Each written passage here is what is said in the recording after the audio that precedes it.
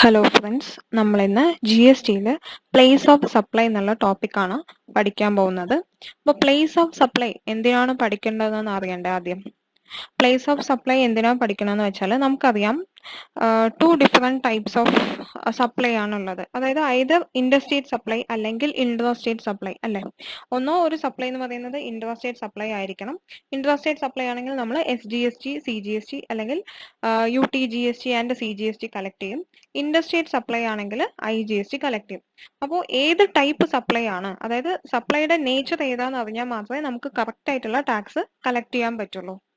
നമ്മൾ ഇപ്പോൾ interstate സപ്ലൈനെ intrastate supply ആണെന്ന് പറഞ്ഞു കഴിഞ്ഞാൽ ടാക്സ് കളക്ട് ചെയ്യുന്നത് തെറ്റിപ്പോവും. ഏത് സ്റ്റേറ്റിനാണോ ടാക്സ് കിട്ടേണ്ടത് അവർക്ക് കിട്ടാതെയും ആവും അല്ലേ. അപ്പോൾ ഏത് ടൈപ്പ് ഓഫ് സപ്ലൈ ആണെന്ന് ഡിറ്റർമിൻ ചെയ്യുന്നത് വളരെ ഇമ്പോർട്ടൻ്റ് ആണ്. എന്നാലേ ടാക്സിന്റെ അലോക്കേഷൻ കറക്റ്റ് ആയിട്ട് നടക്കുള്ളൂ. അതായത് ഏത് സ്റ്റേറ്റിന് ടാക്സ് കിട്ടണമോ ആ സ്റ്റേറ്റിലേക്ക് ടാക്സ് കറക്റ്റ് ആയിട്ട് ഗവൺമെന്റിന് എത്തിക്കാൻ പറ്റുള്ളൂ. അപ്പൊ അങ്ങനെ നമ്മുടെ നേച്ചർ ഓഫ് സപ്ലൈ നമുക്ക് തീരുമാനിക്കണമെങ്കിൽ രണ്ട് കാര്യങ്ങളാണ് അറിയേണ്ടത്. ഒന്ന് പ്ലേസ് ഓഫ് സപ്ലൈ, രണ്ടാമത്തത് ലൊക്കേഷൻ ഓഫ് സപ്ലൈ. അപ്പൊ നേച്ചർ ഓഫ് സപ്ലൈ തീരുമാനിക്കാൻ വേണ്ടിയിട്ടാണ് നമ്മൾ പ്ലേസ് ഓഫ് സപ്ലൈ കറക്റ്റ് ആയിട്ട് കണ്ടുപിടിക്കേണ്ടത്. അപ്പോൾ പ്ലേസ് ഓഫ് സപ്ലൈ എന്ന് പറയുന്നത് നമുക്ക് പഠിക്കാനുള്ളത് ഇൻ കേസ് ഓഫ് ഗുഡ്സ് എങ്ങനെയാണെന്നും പഠിക്കാനുണ്ട്, സർവീസിന്റെ കേസിലും എങ്ങനെയാണെന്ന് പഠിക്കാനുണ്ട്. അപ്പോൾ സർവീസ് കുറച്ച് ലെങ്തിയാണ്, നമുക്കിന്ന് ഗുഡ്സ് മനസ്സിലാക്കാം. അപ്പോൾ ഗുഡ്സിന്റെ കേസിൽ ആദ്യം തന്നെ ഒരു ക്ലാസിഫിക്കേഷൻ ഉണ്ട്. അതായത് ഡൊമസ്റ്റിക് ട്രാൻസാക്ഷൻ ആണെങ്കിൽ എങ്ങനെയാണ്, ഇന്റർനാഷണൽ ട്രാൻസാക്ഷൻ ആണെങ്കിൽ എങ്ങനെയാണ്. അതായത് ഇന്റർനാഷണൽ എന്ന് ഉദ്ദേശിച്ചത് ഇമ്പോർട്ടും എക്സ്പോർട്ടും, അല്ലാത്തത് ഇത് ബാക്കിയുള്ളതെല്ലാം ഡൊമസ്റ്റിക് ട്രാൻസാക്ഷൻ്റെ ആണ്. അപ്പോൾ കേസ് 1 to 5 വരെയുള്ളത് നമുക്ക് വിത്തിൻ ഇന്ത്യ നടക്കുന്ന ട്രാൻസാക്ഷൻ ആണെങ്കിൽ 6th പോയിന്റ് മാത്രം ഡൊമസ്റ്റിക് ട്രാൻസാക്ഷൻ അല്ലാത്തത്, അതായത് ഇന്റർനാഷണൽ ട്രാൻസാക്ഷൻ. അപ്പൊ അങ്ങനെ നമുക്ക് 6 കേസസിലായിട്ടാണ് പ്ലേസ് ഓഫ് സപ്ലൈന്റെ പ്രൊവിഷൻസ് പഠിക്കാനുള്ളത്. എല്ലാം IGST പ്രൊവിഷൻസ് ആണ് നമുക്ക് തന്നിട്ടുള്ളത്. Section 10(1)(a) of IGST act, അതുപോലെ എല്ലാം IGST ആക്ടിലെ പ്രൊവിഷൻസ് ആണ് നമുക്ക് പഠിക്കാനുള്ളത്. അപ്പൊ ഫസ്റ്റ് കേസ് എന്ന് പറയുന്നത് മൂവ്മെന്റ് ഓഫ് ഗുഡ്സ്. അതായത് supply involves movement of goods. Goods ഒരു സ്ഥലത്തുനിന്ന് വേറൊരു സ്ഥലത്തേക്ക് ട്രാൻസ്പോർട്ട് ചെയ്തിട്ടാണ് നമ്മൾ സപ്ലൈ നടത്തുന്നതെങ്കിൽ, അതായത് സപ്ലൈയുടെ സ്ഥലത്തുനിന്ന് റെസിപ്പിയന്റിന്റെ സ്ഥലത്തേക്ക് അങ്ങനെ ഗുഡ്സിന് മൂവ്മെന്റ് ഉണ്ട് എന്നുണ്ടെങ്കിൽ, അതായത് ഒരു സ്ഥലത്തുനിന്ന് ഒരു സ്ഥലത്തേക്ക് ട്രാൻസ്പോർട്ട് ചെയ്തിട്ടാണ് റെസിപ്പിയന്റിന്റെ കയ്യിൽ സാധനം എത്തുന്നത്, അങ്ങനെയുള്ള ഒരു കേസിൽ ഏതാണ് പ്ലേസ് ഓഫ് സപ്ലൈ. അപ്പോൾ ഇതിലുള്ള എക്സാമ്പിളിൽ ഗുജറാത്ത് ആണ് സപ്ലയറുടെ ലൊക്കേഷൻ, റെസിപ്പിയന്റിന്റെ ലൊക്കേഷൻ എന്ന് പറയുന്നത് ഉത്തർപ്രദേശ് ആണ്. അപ്പോൾ സപ്ലയറുടെ സ്ഥലത്ത് നിന്നും റെസിപ്പിയന്റ് സ്ഥലത്തിലേക്ക് നമ്മൾ സാധനം എത്തിക്കുന്നുണ്ട്. അപ്പോൾ ഇവിടെ മൂവ്മെന്റ് ഓഫ് ഗുഡ്സ് ഉണ്ട്. മൂവ്മെന്റ് എന്ന് ഉദ്ദേശിക്കുന്നത് എങ്ങനെ വേണമെങ്കിലും ആവാം. ഇപ്പോൾ റോഡ് വഴി മാത്രമൊന്നും ഇല്ല കേട്ടോ, എങ്ങനെ വേണമെങ്കിലും ആവാം, ഷിപ്പ് വഴിയോ ഫ്ലൈറ്റ് വഴിയോ എങ്ങനെ വേണമെങ്കിൽ നമുക്ക് സാധനം എത്തിക്കാം. ഗുഡ്സിന് മൂവ്മെന്റ് ഉണ്ടാവണം, അത്രയേ ഉള്ളൂ. അതായത് ഒരു സ്ഥലത്ത് നിന്ന് എടുത്ത് വേറൊരു സ്ഥലത്തേക്ക് കൊണ്ടുപോയി കൊടുക്കണം, അത്രേ നമ്മൾ ഉദ്ദേശിക്കുന്നുള്ളൂ. അതാര് എങ്ങനെ കൊണ്ടുപോയി കൊടുക്കണു അല്ലെങ്കിൽ ഏത് മോഡ് ഓഫ് ട്രാൻസ്പോർട്ട് അതൊന്നും ഒരു വിഷയമല്ല. ഒരു സ്ഥലത്തുനിന്ന് ഒരു സ്ഥലത്തേക്ക് മൂവ്മെന്റ് ഉണ്ടായിരിക്കണം. അങ്ങനെയുള്ള ഒരു സിറ്റുവേഷനിൽ പ്ലേസ് ഓഫ് സപ്ലൈ എന്ന് പറയുന്നത് location of the goods at the time of which the movement of goods terminates for delivery to recipient. ഈ വണ്ടി പോയിട്ട് എവിടെയാണോ നിർത്തുന്നത്, അതായത് എവിടെ നിർത്തണം ഇൻ ദ സെൻസ് എവിടെ നിർത്തിയിട്ടാണ് ഫൈനലി റെസിപ്പിയന്റിന് സാധനം കൈമാറുന്നത്. അപ്പോൾ പൊതുവെ റെസിപ്പിയന്റിന്റെ പ്ലേസിലായിരിക്കും അല്ലെ, അല്ലാതെ റോട്ടിൽ ഇപ്പോൾ വഴിയിൽ വെച്ചിട്ടൊന്നും നമുക്ക് സാധനം കൊടുക്കാൻ പറ്റില്ലല്ലോ. അപ്പോൾ ഏത് പോയിന്റിലാണ് ഈ ജേർണി അല്ലെങ്കിൽ ഈ ഒരു ട്രാൻസ്പോർട്ടേഷൻ ടെർമിനേറ്റ് ആവുന്നത് അല്ലെങ്കിൽ എൻഡ് ആവുന്നത്, ആ പോയിന്റിനെ നമുക്ക് പ്ലേസ് ഓഫ് സപ്ലൈ എന്ന് പറയാനായിട്ട് സാധിക്കും ഈ ഒരു കേസിൽ മൂവ്മെന്റ് ഓഫ് ഗുഡ്സ് ഉണ്ടെങ്കിൽ. അപ്പോൾ ഇപ്പോൾ ഈ ഒരു എക്സാമ്പിളിൽ നമുക്ക് ഗുജറാത്തിൽ നിന്ന് ഉത്തർപ്രദേശ് വരെ സാധനം ട്രാൻസ്പോർട്ട് ചെയ്തിട്ട് ഉത്തർപ്രദേശിൽ വെച്ചിട്ടാണ് റെസിപ്പിയന്റിന് സാധനം കൈമാറുന്നത്.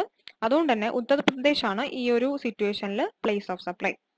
അപ്പൊ ഇത് മനസ്സിലായിട്ടുണ്ടാവുമെന്ന് വിചാരിക്കുന്നു. നെക്സ്റ്റ് കേസ് എന്ന് പറയുന്നത് supplier delivers goods to a recipient or any other person on the direction of a third person by way of transfer of documents of title to the goods or otherwise. അപ്പോൾ ഇത് heading വായിക്കുമ്പോൾ കുറച്ച് ബുദ്ധിമുട്ടുണ്ടാവും, ഞാൻ പറഞ്ഞുതരാം. അതായത് ഇപ്പോൾ ഒരാള് സാധനം ഓർഡർ ചെയ്യണം.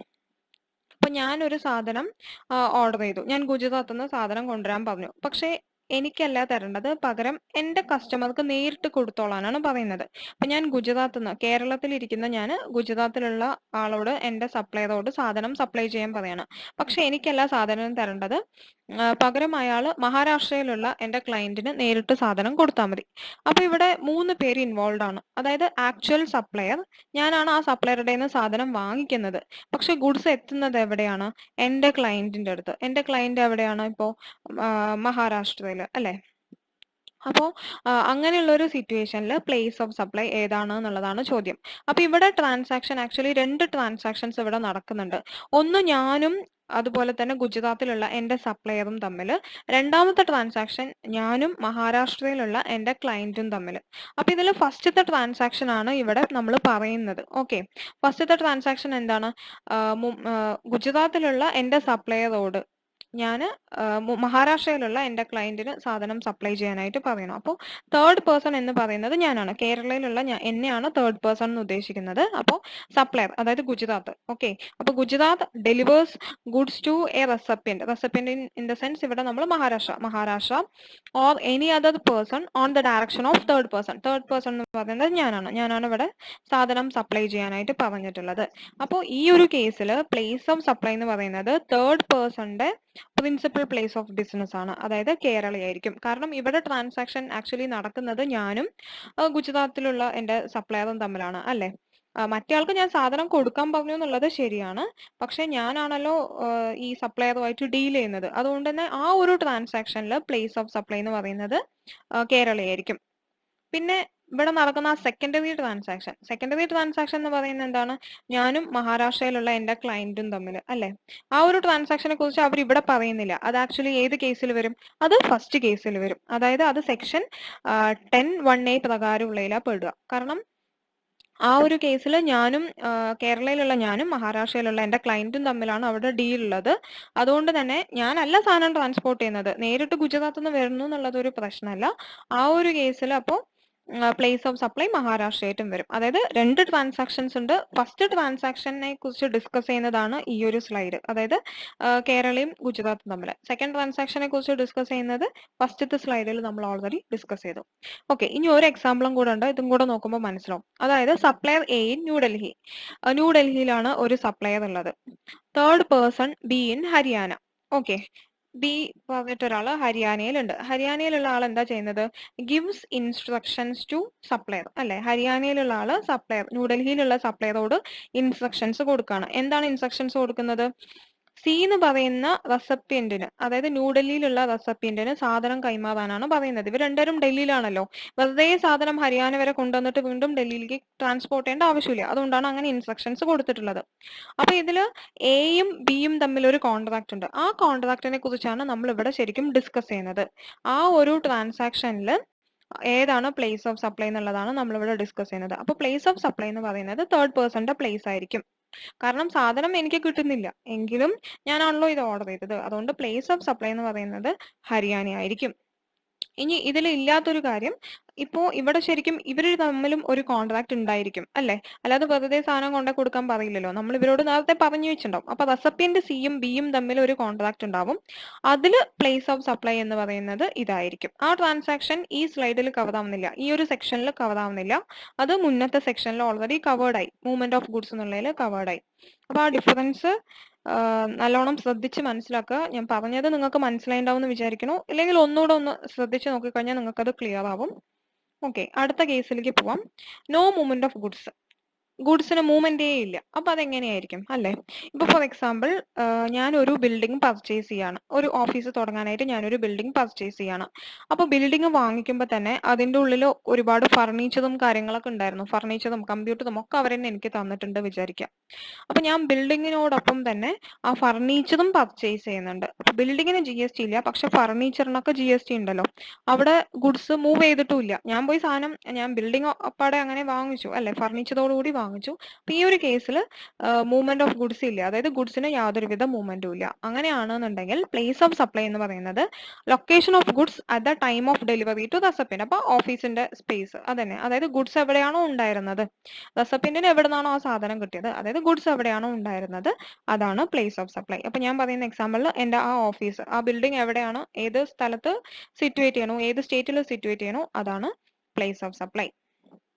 ഓക്കെ, അപ്പൊ അത് മനസ്സിലായിണ്ടാവും എന്ന് വിചാരിക്കുന്നു. Section 10(1)(c. അടുത്തത് goods are assembled or installed at site, section 10(1)(d). അതായത് നിങ്ങൾ കേട്ടിട്ടുണ്ടോ, ഇപ്പൊ ചില വലിയ വലിയ മെഷീനറി ഒക്കെ ആണെന്നുണ്ടെങ്കിൽ നമുക്കത് ഫുള്ളി റെഡി ആക്കിയിട്ട് അവർക്ക് കൊണ്ടുപോയി കൊടുക്കാനൊന്നും പറ്റില്ല അല്ലെ.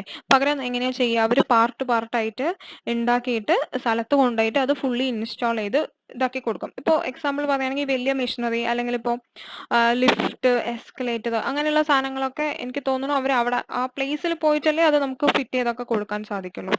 അപ്പൊ അങ്ങനെയൊക്കെയുള്ള കേസിൽ പ്ലേസ് ഓഫ് സപ്ലൈ എന്ന് പറയുന്നത് place of such installation or assembly, എവിടെയാണോ നമ്മൾ ഇൻസ്റ്റാൾ ചെയ്ത് കൊടുക്കുന്നത്, എവിടെയാണോ നമ്മൾ അസംബിൾ ചെയ്ത് കൊടുക്കുന്നത്, ആ സ്ഥലത്തിനെ നമ്മൾ പ്ലേസ് ഓഫ് സപ്ലൈ ആയിട്ട് കണക്കാക്കും. ഓക്കെ, അപ്പൊ അത് സിമ്പിൾ ആയിരുന്നു, അത് മനസ്സിലായിട്ടുണ്ടാവും വിചാരിക്കണം. അടുത്തത് good supplied on board A conveyance. അതായത് നമുക്ക് വണ്ടിയിലൊക്കെ എന്തെങ്കിലും സാധനം തരികയാണെങ്കിൽ, ഇപ്പൊ ഞാൻ പറയാൻ പോകുന്നത് ഒരു പ്രാക്ടിക്കൽ ആയിട്ടുള്ള ഒരു എക്സാമ്പിൾ ആണ്, പക്ഷെ അതിന് GST ഇല്ല, എന്നാലും ഞാൻ പറയാം. ഇപ്പൊ നിങ്ങൾ ട്രെയിനിലൊക്കെ പോകുന്ന സമയത്ത് ഇങ്ങനെ ചില ആൾക്കാർ കീ ചെയിൻ ഒക്കെ വിറ്റുകൊണ്ട് വരും, അല്ലെങ്കിൽ ബുക്ക്, അതുപോലെ ടോയ്സ് അല്ലെ, ഇങ്ങനെ ട്രെയിനിൽ അതുപോലെ ബസ്സിലൊക്കെ ആൾക്കാർ വണ്ടിയിൽ, ബസ്സിൽ ഞാൻ പറയുന്നില്ല, കാരണം ബസ്സിലാകുമ്പോൾ സ്റ്റാൻഡിൽ അവർ കയറും അപ്പൊ തന്നെ ഇറങ്ങും. ട്രെയിനിലൊക്കെ നിങ്ങൾ ശ്രദ്ധിച്ചിട്ടുണ്ടെങ്കിൽ അവരൊരു ഏതെങ്കിലും ഒരു സ്റ്റോപ്പിൽ നിന്ന് കയറും, ഏതെങ്കിലും ഒരു സ്റ്റേഷനിൽ നിന്ന് കയറും, വേറെ ഏതെങ്കിലും സ്റ്റേഷനിൽ പോയി ഇറങ്ങും. അവർ ട്രെയിനിലുള്ള ആൾക്കാർക്കാണ് സാധനം വിൽക്കുന്നത് അല്ലെ. അപ്പോൾ ട്രെയിൻ എന്നില്ല, ഏത് കൺവെയൻസ് ആണെങ്കിലും ശരി, അപ്പൊ ബസ്, ഫ്ലൈറ്റ്, ഏത് മീൻസ് ഓഫ് ട്രാൻസ്പോർട്ട് ആണെങ്കിലും ശരി, അപ്പൊ അങ്ങനെ വണ്ടികളിൽ വല്ല സാധനവും വിൽക്കുകയാണെന്നുണ്ടെങ്കിൽ അതിന്റെ പ്ലേസ് ഓഫ് സപ്ലൈ ഏതായിരിക്കും? കാരണം നമുക്കറിയാം ഇപ്പൊ ട്രെയിനൊക്കെ ആണെങ്കിൽ ചിലപ്പോൾ ഒരു സ്റ്റേറ്റിൽ നിന്ന് ഒരു സ്റ്റേറ്റിലേക്കൊക്കെ പോകുന്നുണ്ടാവും. അപ്പോൾ ഇതിലിപ്പോൾ ഏത് പോയിന്റിൽ വെച്ചിട്ടാണ് സാധനം വിറ്റ് പറയാൻ പറ്റുമോ? ഇപ്പൊ ഫോർ എക്സാമ്പിൾ പാലക്കാട് നിന്ന് കോയമ്പത്തൂരിക്കൊക്കെ റെഗുലർ ട്രെയിൻസ് ഉണ്ട്, അത് കുറച്ച് ദൂരമുള്ളൂ, 1 hour 1.5 hours ജേർണിയേ ഉള്ളൂ. അപ്പോൾ ഈ രണ്ടിന്റെ ഇടയ്ക്ക് വെച്ചിട്ടാണോ, ഇനിയിപ്പോ പാലക്കാട് വെച്ചിട്ടാണോ സാധനം വിറ്റ്, കോയമ്പത്തൂർ വെച്ചിട്ടാണോ എന്നൊക്കെ നമുക്ക് നോക്കിക്കൊണ്ടിരിക്കാൻ പറ്റുമോ? ഇല്ല. അതുകൊണ്ട് തന്നെ പ്ലേസ് ഓഫ് സപ്ലൈ എന്ന് പറയുന്നത് location where such goods have been taken on board, എവിടെ നിന്നാണോ അയാൾ കയറിയത് ആ പ്ലേസ്. ഇപ്പൊ പാലക്കാട് നിന്നാണ് കയറിയതെങ്കിൽ പാലക്കാടാണ് പ്ലേസ് ഓഫ് സപ്ലൈ, അതായത് കേരളയാണ് place of supply. At the same time അയാൾ ഇപ്പോൾ കോയമ്പത്തൂരിൽ നിന്നാണ് കയറിയതെന്നുണ്ടെങ്കിൽ തമിഴ്നാടാണ് പ്ലേസ് ഓഫ് സപ്ലൈ. പക്ഷെ ഇപ്പൊ ഞാൻ പറഞ്ഞ എക്സാമ്പിൾ അവർക്കൊന്നും GST വരില്ല, കാരണം അവരൊക്കെ എന്താണ് ആകെ ചെറിയ 20 ലക്ഷം പോയിട്ട് 2 ലക്ഷം പോലും ടേൺ ഓവർ ഒന്നും വരുന്നുണ്ടാവില്ല, മനസ്സിലാക്കാൻ വേണ്ടി പറഞ്ഞതാണ്. അപ്പൊ അങ്ങനെ ഓൺ ബോർഡ് എ കൺവെയൻസ്, നമുക്ക് കൺവെയൻസ് എന്തെങ്കിലും ഗുഡ്സ് സപ്ലൈ ചെയ്യുകയാണെങ്കിൽ പ്ലേസ് ഓഫ് സപ്ലൈ എന്ന് പറയുന്നത് എവിടെ നിന്നാണോ ആ സാധനം കയറ്റുന്നത്. Okay, location where such goods have been taken on board, എവിടെ നിന്നാണോ സാധനം കയറ്റുന്നത് അതാണ് പ്ലേസ് ഓഫ് സപ്ലൈ. അടുത്തത് place of supply cannot be determined. ഇപ്പൊ ഇത്രയും പറഞ്ഞ ഈ സെക്ഷൻ 10(1)(a) മുതൽ 10(1)(e) വരെ നമുക്കൊന്നിലും പ്ലേസ് ഓഫ് സപ്ലൈ തീരുമാനിക്കാൻ പറ്റിയില്ല എന്നുണ്ടെങ്കിൽ it will be determined in such manner as may be prescribed. അതായത് GST കൗൺസിൽ റെക്കമെൻഡ് ചെയ്യുന്ന പോലെ എന്നാണ് അവർ പറഞ്ഞിട്ടുള്ളത്. അങ്ങനെ പ്രത്യേകിച്ച് വേറെ നിയമങ്ങളൊന്നും ഞാൻ എവിടെയും വായിച്ചില്ല. ജസ്റ്റ് ഇതുപോലെ തന്നെ മനസ്സിലാക്കി വെക്കുക. നേരത്തെ പറഞ്ഞതിലൊന്നും നമുക്ക് കണ്ടുപിടിക്കാൻ പറ്റാത്തൊരു സിറ്റുവേഷൻ വന്നു കഴിഞ്ഞാൽ GST കൗൺസിൽ റെക്കമെൻഡ് ചെയ്യുന്ന പോലെ, അല്ലെങ്കിൽ അവർ പ്രിസ്ക്രൈബ് ചെയ്യും, അതുപോലെ നമുക്ക് ചെയ്യാം. ഓക്കെ, അപ്പൊ ഇത്രയായിരുന്നു നമ്മുടെ ഡൊമസ്റ്റിക് ട്രാൻസാക്ഷൻസ്, അതായത് വിത്തിൻ ഇന്ത്യ നടക്കുന്ന ട്രാൻസാക്ഷൻസിന് എങ്ങനെയാന്നുള്ളതാണ് നമ്മൾ നോക്കിയത്.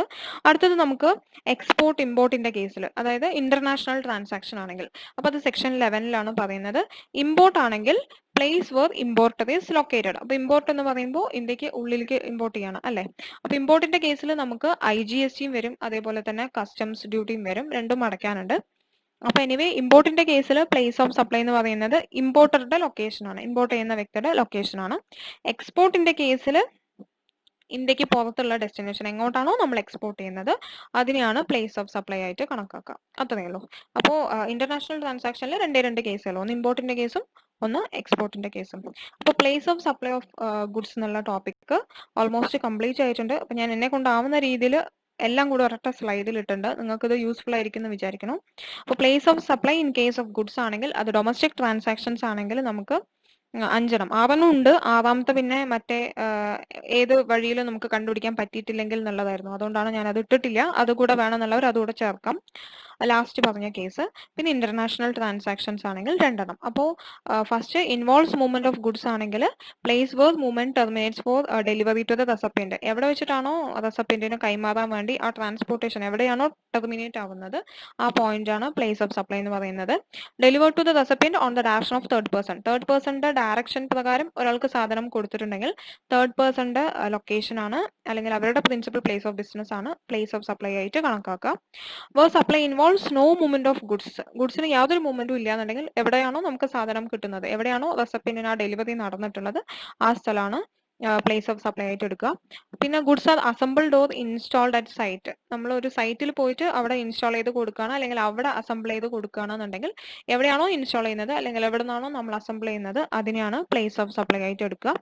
പിന്നെ സപ്ലൈഡ് ഓൺ ബോർഡ് കൺവെയൻസ്. ഇപ്പൊ വണ്ടിയിലൊക്കെ വെച്ചിട്ട് നമുക്ക് കൺവെയൻസിൽ വെച്ചിട്ട് എന്തെങ്കിലും ഗുഡ്സ് സപ്ലൈ ചെയ്യുകയാണെന്നുണ്ടെങ്കിൽ എവിടെ നിന്നാണോ സാധനം കയറ്റിയത് ആ സ്ഥലത്തിനെ നമ്മൾ പ്ലേസ് ഓഫ് സപ്ലൈ ആയിട്ട് എടുക്കും.